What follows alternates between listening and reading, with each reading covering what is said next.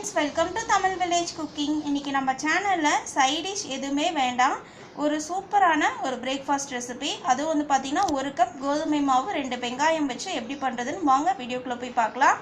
வந்து கடாய் வச்சு 2 ஸ்பூன் அளவுக்கு ஆயில் ஆட் பண்ணிக்கிறேங்க. 1/4 டீஸ்பூன் சீரகம், 1 ஸ்பூன் இஞ்சி பூண்டு விழுது ஆட் பண்ணிவிட்டு நல்லா இந்த மாதிரி வதக்கிக்கலாங்க. அந்த இஞ்சி பூண்டோட பச்சை வாசனை போகிற அளவுக்கு நல்லா அந்த ஆயிலில் வதக்கிக்கலாம்.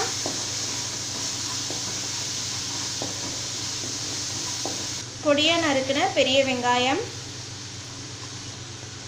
இன்றைக்கி நான் வந்து 250 கிராம் மாவு எடுத்திருக்கேங்க. அதனால நான் ஒரு பெரிய சைஸ் வெங்காயம் பொடியாக நறுக்கி ஆட் பண்ணியிருக்கேன். நீங்கள் வந்து 1/2 கிலோ எடுத்தீங்க அப்படின்னா 2 வெங்காயம் ஆட் பண்ணிக்கலாங்க. இப்போ இது எல்லாமே சேர்த்துட்டு நல்லா வதக்கிக்கலாம். தக்காளி நல்லா கனிஞ்ச தக்காளியை கட் பண்ணி ஆட் பண்ணிக்கிறேங்க.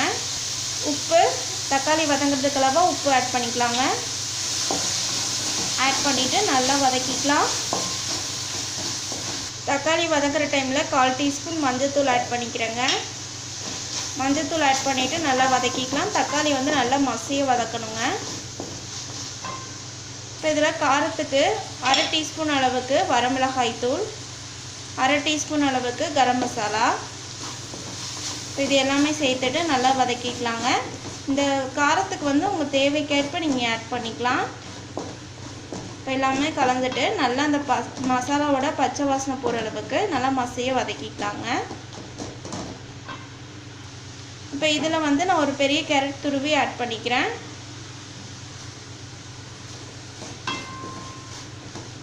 போட்டு இப்போ இது எல்லாமே சேர்த்துட்டு நல்லா வதக்கிக்கலாம். இப்போ வந்து இதில் 1 ஸ்பூன் அளவுக்கு, அதாவது 1 டீஸ்பூன் அளவுக்கு எலுமிச்சை சாறு. இது வந்து நல்ல ஃப்ளேவர், நல்ல டேஸ்ட்டை கொடுக்குங்க. பொடியாக நறுக்கின கொத்தமல்லி தழை. இப்போ இது எல்லாமே சேர்த்துட்டு நல்லா மிக்ஸ் பண்ணிக்கலாங்க.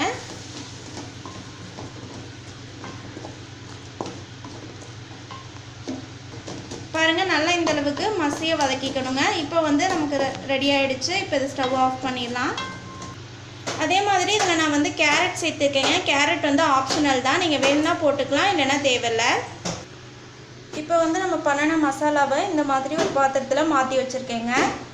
இப்போ அந்த மசாலா வந்து கொஞ்சம் சூடு ஆறுனதுக்கப்புறமா நான் இதில் வந்து கோதுமை மாவை ஆட் பண்ணிக்கிறேங்க. அதாவது 250 கிராம் கோதுமை மாவை ஆட் பண்ணிக்கிறேன். ஆட் பண்ணிவிட்டு எல்லாமே சேர்த்துட்டு நல்லா மிக்ஸ் பண்ணிக்கலாங்க.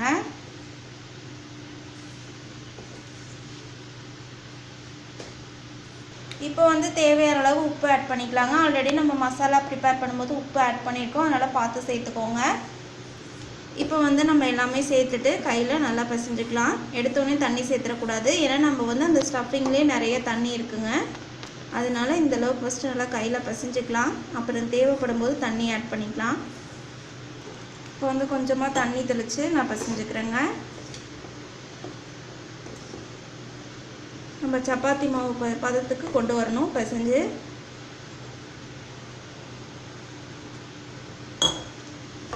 பாருங்கள், இப்போ வந்து சப்பாத்தி மாவு பதத்துக்கு பிசைஞ்சாச்சு. இப்போ நம்ம இதில் ஆயில் ஆட் பண்ணிக்கலாங்க.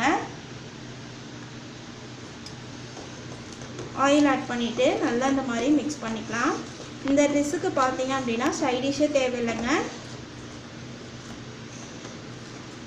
நல்லா இந்த மாதிரி மிக்ஸ் பண்ணிக்கலாம். குழந்தைங்களுக்குலாம் வந்து ரொம்பவே பிடிக்கும் நீங்கள் இந்த மாதிரி செஞ்சு கொடுத்தீங்கன்னா. இப்போ வந்து மசாலா சப்பாத்திக்கு மாவு தயாராகிடுச்சுங்க. இப்போ இந்த மாதிரி கொஞ்சம் உருண்டைகளாக பிடிச்சிக்கலாம். ரொம்ப சின்னதாக பிடிக்க வேணாம், கொஞ்சம் பெரிய சைஸாக இந்தளவுக்கு பிடிச்சா போதுங்க. பாருங்கள், இப்போ வந்து இந்த மாதிரி உருண்டைகளாக நம்ம வந்து பிடிச்சி வச்சுருக்கேன்.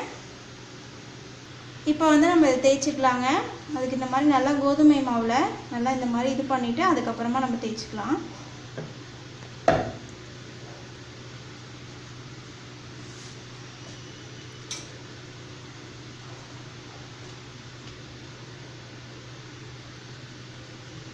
பாருங்கள், இந்த மாதிரி நம்ம தேய்ச்சிக்கணுங்க.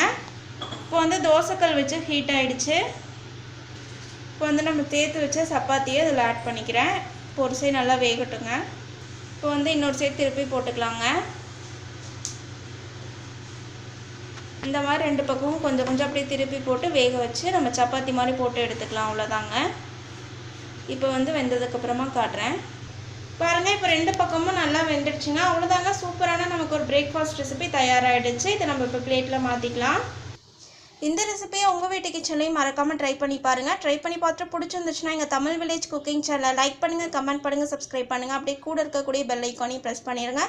அப்போ தான் நாங்கள் போடுற வீடியோஸ் உங்களுக்கு உடனுக்குடனே வந்து சேரும். இந்த வீடியோ உங்களுக்கு பிடிச்சிருந்தா ஷேர் பண்ணுங்கள். தேங்க்யூ.